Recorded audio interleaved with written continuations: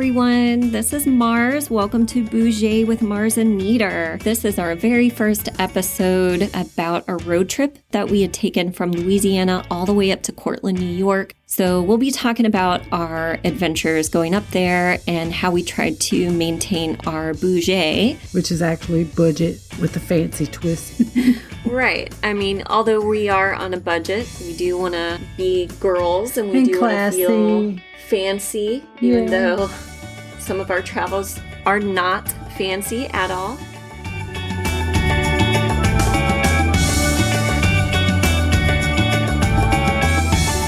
Margaret and I were going to school at UNO, and she was making her thesis film, and she asked me to produce it for her.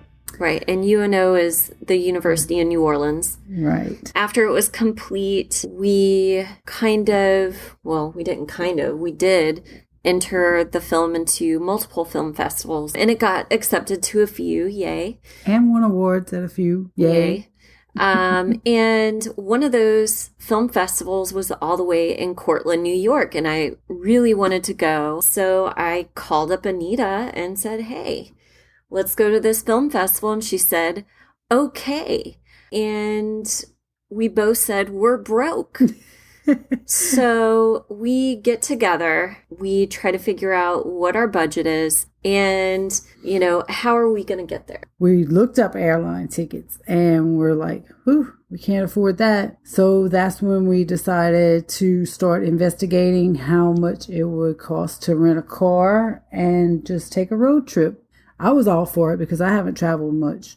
Margaret's traveled way more than I have. So she's more of the wiser traveler, I guess, or more. I don't know about that, but more well-rounded. Yeah, advanced traveler to me. Advanced. I'm new. I'm new to traveling. So so if I'm advanced, what is your category? Yeah, beginners. It's the guppy. Yeah. Group. She's the grandma traveler. The grandma traveler. Yeah, so I'm grandma level. Great. But yeah, we found out that it was cheaper to rent this car, travel up there, and just do this road trip instead of flying. And that way we could see like half the country, because we're going from New Orleans, Louisiana, all the way up to Cortland, New York. After months of saying, hey, we're going on this road trip. Hey, we're going on this road trip. Right. Do you still want to go on this road trip? Do you think we can afford to go on this road trip? Right. 1 week before the actual road trip was going to take place, we were like, we kind of need to make the plans and rent a car and book some rooms before it gets too late. Being that I'm now considered a senior citizen at 51. Use my AARP discounts, and we rented a car, a nice mid-size SUV for 9 days. Yeah, 9 days. For like $266, which is phenomenal. Divided that between two people came out to $133 each versus $400 and something for a round trip flight. Plus, it also gave us the leeway to be able to see that side of the country. Yeah, like 14. I think we traveled through 14 different states through the whole process. I think it was actually just 12, but we'll come back to that later. Yeah, we'll come back to that. Of course, Margaret had the bright idea that maybe we should try camping.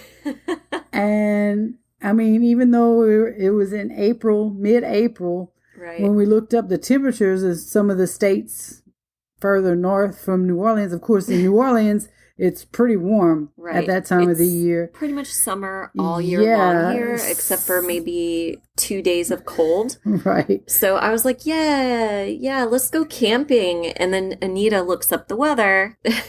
Some of the temps went into the 30s in some spots. Well, you can sleep outside, but first of all, I don't feel like getting eaten by a bear or a mountain lion because we were going to be passing through a lot of mountains. Right. And second of all, even though I'm going through menopause, I don't take kindly to sleeping outside in frigid weather. Right. My poor aching body would not have been able to handle it. So we had to stay at some hotels. First off, we had to look at our route. Yes. So we Google mapped it, and there were 3 routes that came up that we had options for. Well, my daughter is living in Washington, D.C., so I kind of wanted to take the route that would pass us through Washington, D.C., so I could at least stop and visit her. And there was one route that did pass us through there. Right. Well, we made it pass through there. Yeah, we made it pass through there, but we had an outline of where we wanted to go and places we wanted to see and things we wanted to do. It gave us a general idea of where we would be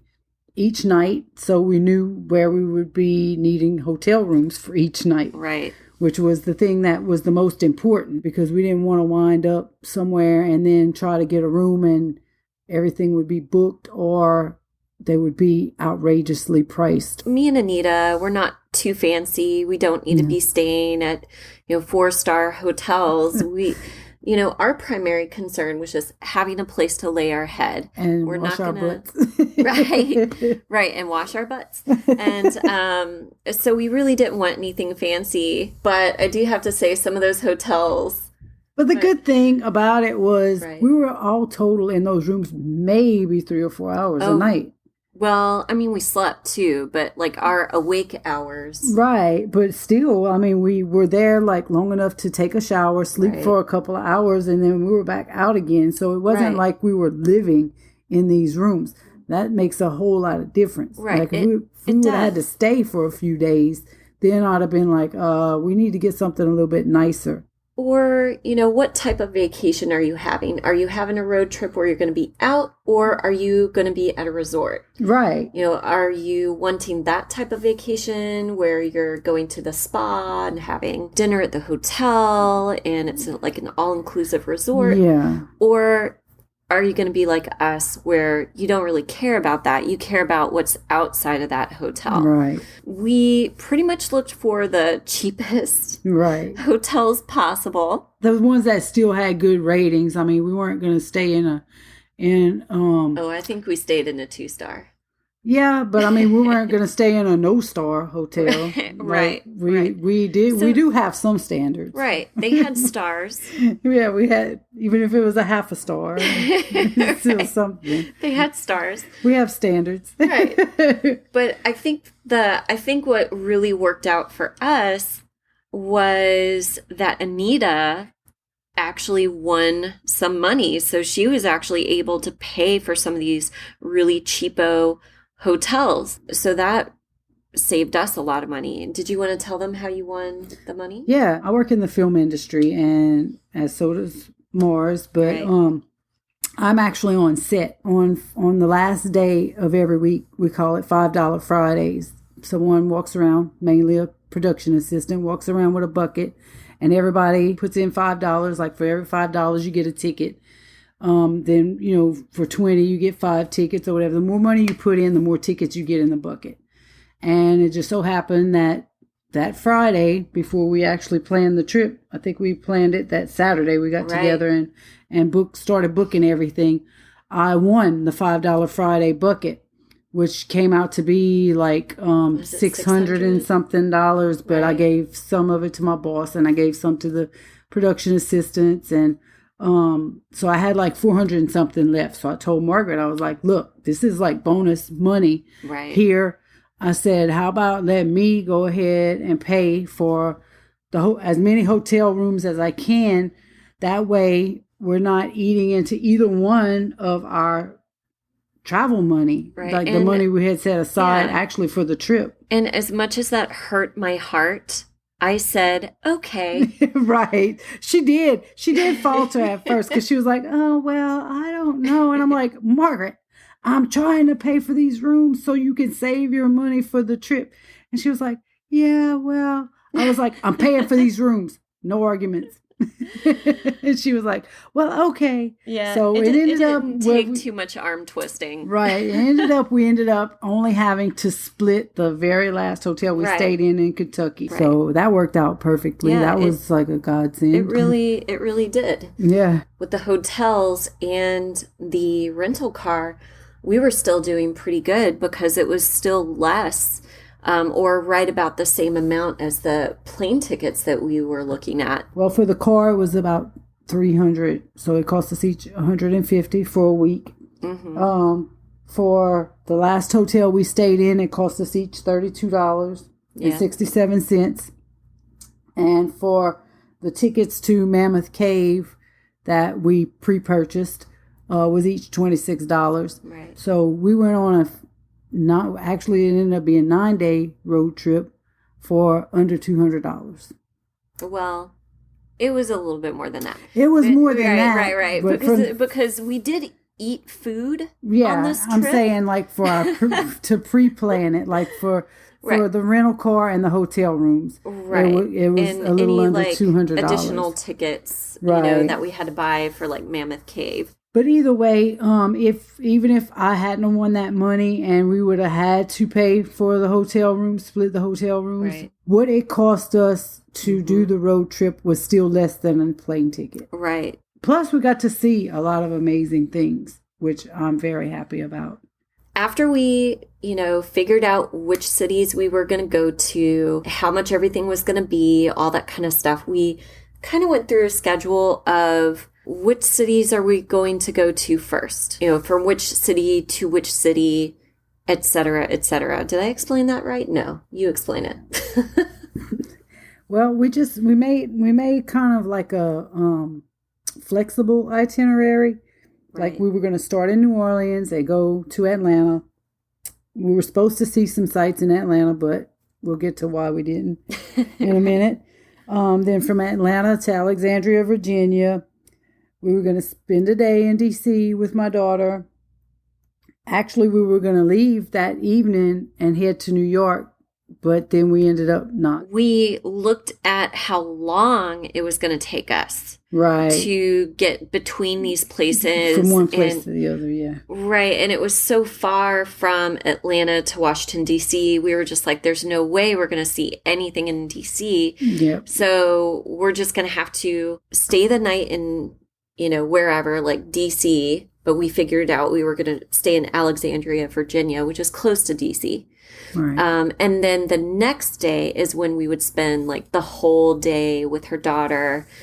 And then the day after that, we went from D.C. to Cortland, New York, and that was a trek. Well, the day before was a trek too, but we'll get to that in just a second. So then we spent a couple of days in Cortland, New York for the film festival. After that, we wanted to definitely go see Niagara Falls. And then our plan on, I think it was Monday, was to go from Cortland to Niagara and then travel all the way down to Cave City, Kentucky, where the next day, Tuesday, we would go to Mammoth Caves, and then after Mammoth Caves, we would drive all the way back to New Orleans, Louisiana. Because we had to turn the car in. And the only reason why we turned it in, and we're probably still not road tripping, is because Margaret had to be at work that Wednesday morning. Right. And so if not, we would still be driving around finding places to see and things to do. My goodness, I know.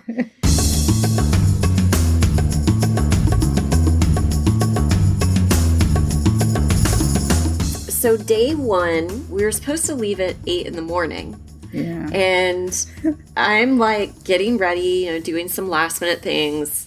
And I get this text from Anita. No, I called you, but you were in the shower.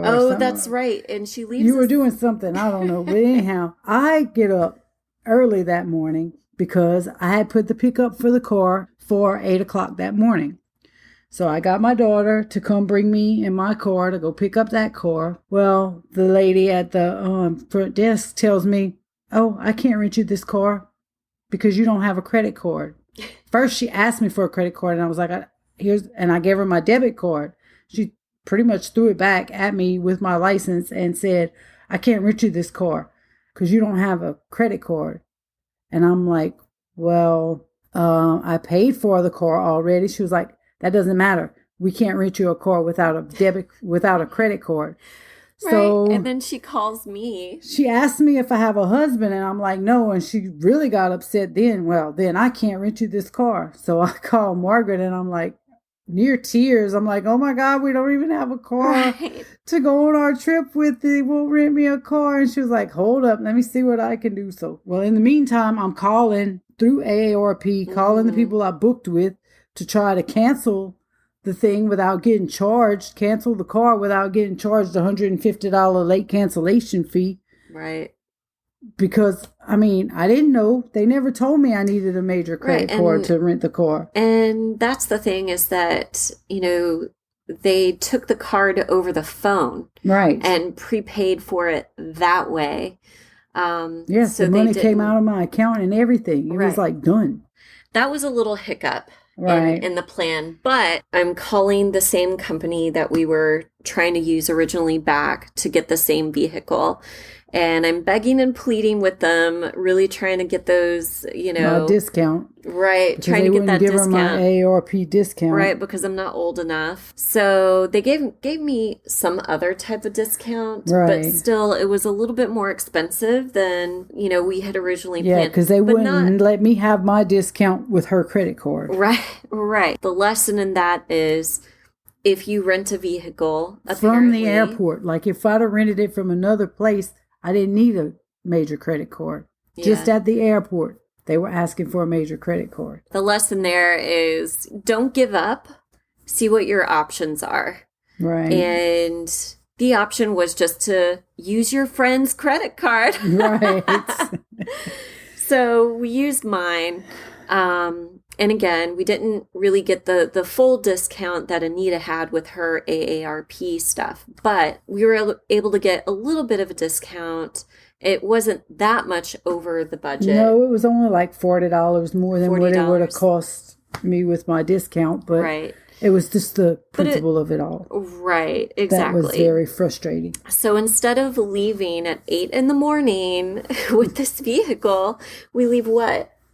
Well, then, before we could leave, we had to get your prescription filled. Right. And then they wouldn't give it to me. And then they wouldn't do that because she needed a prescription for some medicine that she was going to run out of while we were on the trip. Right. So I had too much of it. And it's an 8-day trip. And they were like, well, you have too many pills. And I'm like, but I'm not going to be back in time to get it. So they still wouldn't give it to me. But the lesson there is there are certain pharmacies. If it's within the same chain of stores, you can actually just call it in from some other state and you can still get it. So that was the lesson there. So we completely wasted some time. 3 hours trying to because of me. But that's the lesson. And what else happened? I mean, we had to go to the bank. Oh, yeah. We had to get for you money to get money. Right. And so while we're sitting at a bank here, still in New Orleans, it's 3:00 in the afternoon, which was our check-in time at the hotel in Atlanta. I'm calling the hotel to let them know, like, hey, we haven't even left New Orleans yet. Is it okay if we check in late? Right. And she was like, sure, that's fine. Just let us know when you're going to be here. We'll get you all checked in. So actually, we were just leaving from New Orleans at the time we were supposed to be arriving in Atlanta. Right. And we had plans in Atlanta to go to the Margaret Mitchell Museum. And it was the Margaret Mitchell house. Yeah. And Gone with the Wind. Margaret Mitchell's the author of Gone with the Wind. Right. And they had this little, I guess it's kind of like a little museum. Right. By the house with all this Gone with the Wind memorabilia. And of course, we're on a trip to go to a film festival. So how fitting. So we really wanted to hit up that place, but because we got a little sidetracked and off schedule, we had to skip it. When you do take a road trip, don't set anything in stone because you never know what's going to happen. Actually, it was more fun the way we did it because we weren't like stressing over actually being in a certain place at a certain time. We knew we had a destination to get to every day, but the like hotel. But like we got to Atlanta. What was it, like 3:00 in the morning? Oh yeah, it was so. I don't even know. Okay, so Atlanta is like 7 hours from New Orleans if you drive straight through without any stops. But of course, we stopped in Murdersville, Alabama. what was the name on the Murder Creek? Murder Creek or something, Alabama, at a rest stop to eat. Also, we are two women with the bladders the size of chickpea. Right. Because we had to stop. Every time we'd see a rest area, we're like, we need to stop because we don't know when we're going to get to another one. Right. And so the 7-hour trip to Atlanta, which would have put us getting there around 10. But the next day we started right on time because we told ourselves, okay, if we miss out on something, we're just going to have to skip it. And that's the end of it. Right. So we skipped out on the Margaret Mitchell House and the Gone with the Wind Museum. And we headed straight out to our next destination, which was Washington, D.C. Right. So we went through Georgia and then into South Carolina. Right. And that's where our day 2 adventures really began. Let me tell you, when you go to a welcome center, really check it out because we just stopped to, of course, empty our chickpea bladders. And get pictures of, like, welcome to South Carolina. Right. It was a beautiful rest stop, but we really got some good information from the people that work there. They really gave us this great suggestion of taking a scenic route because we were just going to go through South Carolina up through North Carolina. Right? And it would have taken us right into Alexandria, Virginia. But what ended up happening was that when we stopped at that rest stop and they told us about this, it's called the Cherokee Foothills National Scenic Highway. And along the highway, there's a lot of national parks that have waterfalls. And so we were like, ooh, waterfalls. Yay. Yeah, I want to see that.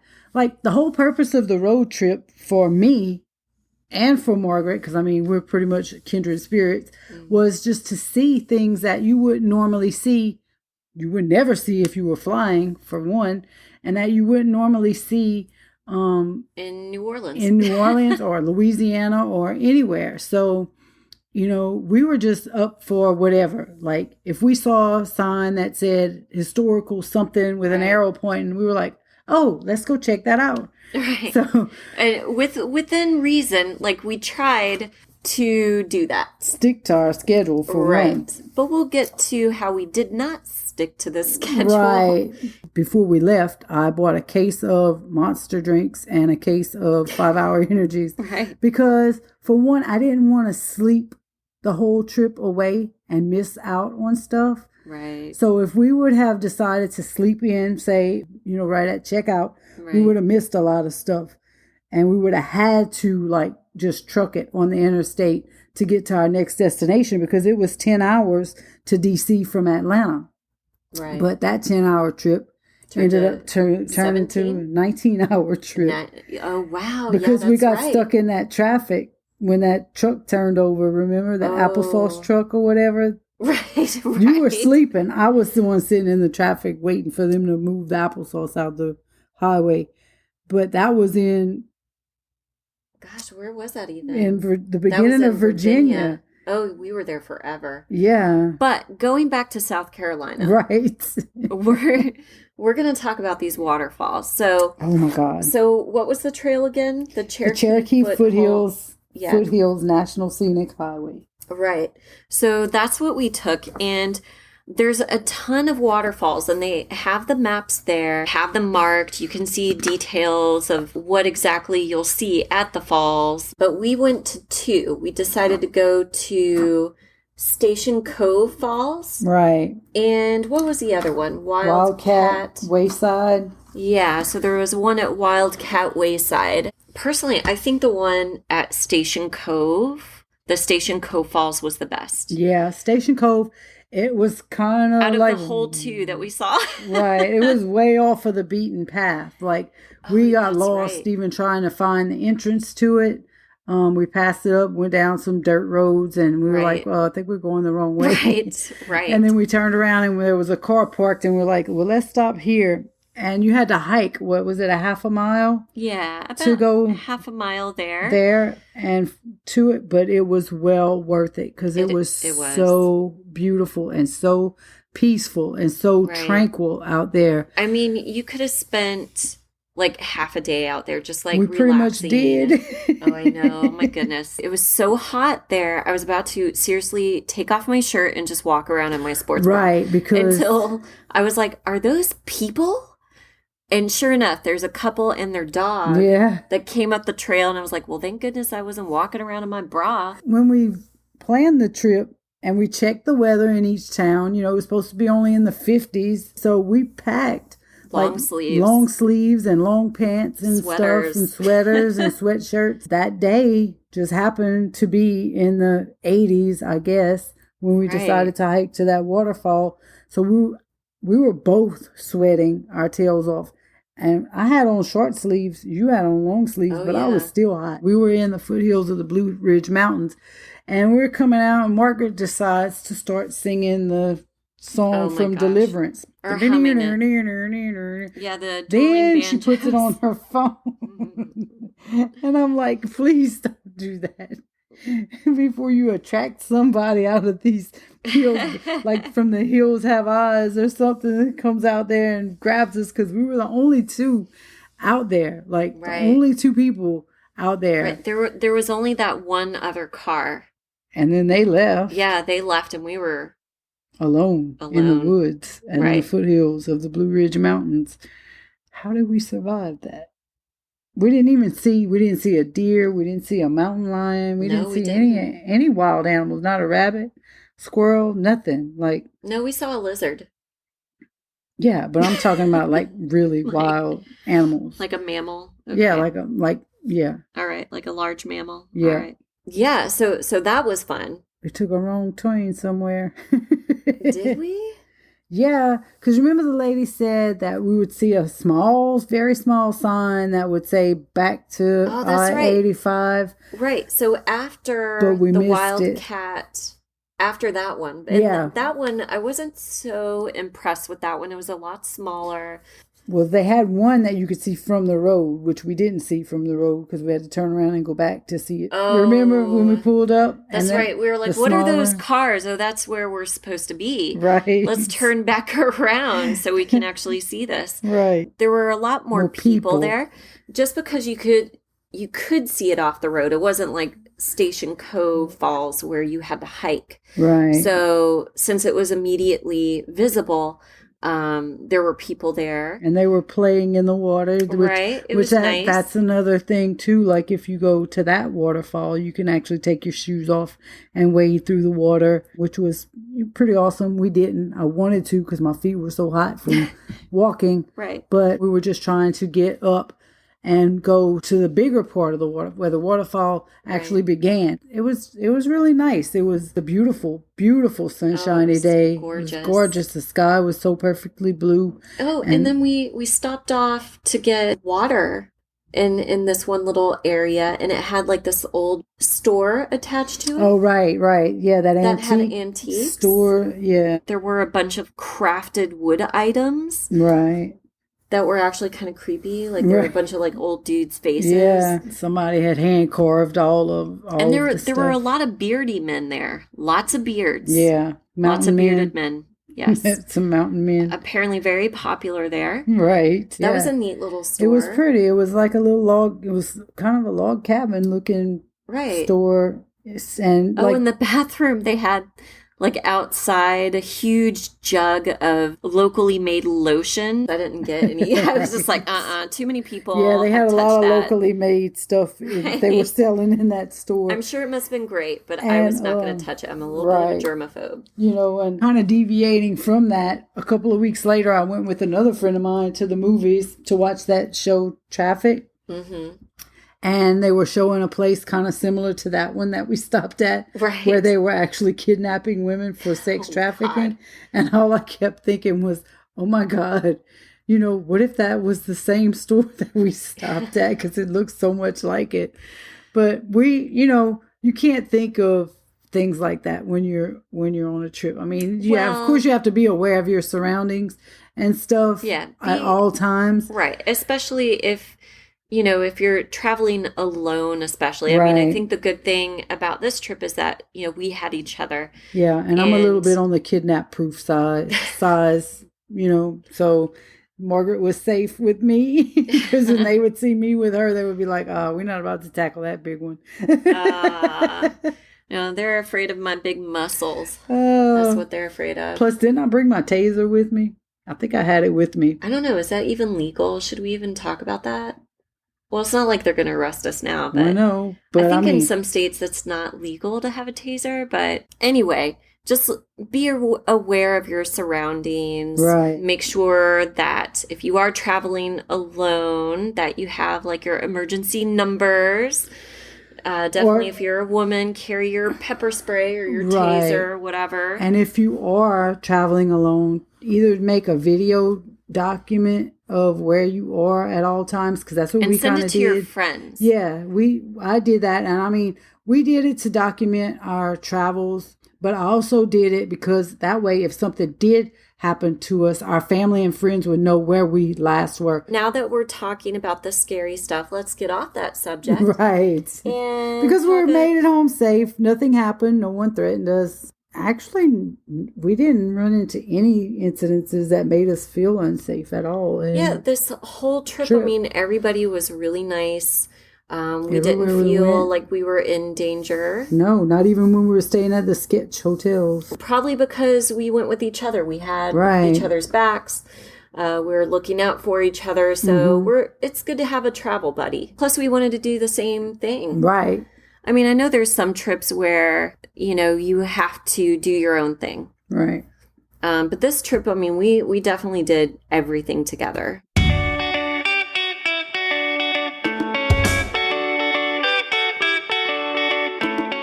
Thanks for listening, everybody. If you enjoyed what you heard today, don't forget to subscribe and share. You can also join us on Facebook, Twitter, Instagram, and YouTube. Until next time, guys, be well and be kind to your fellow humans. Mwah.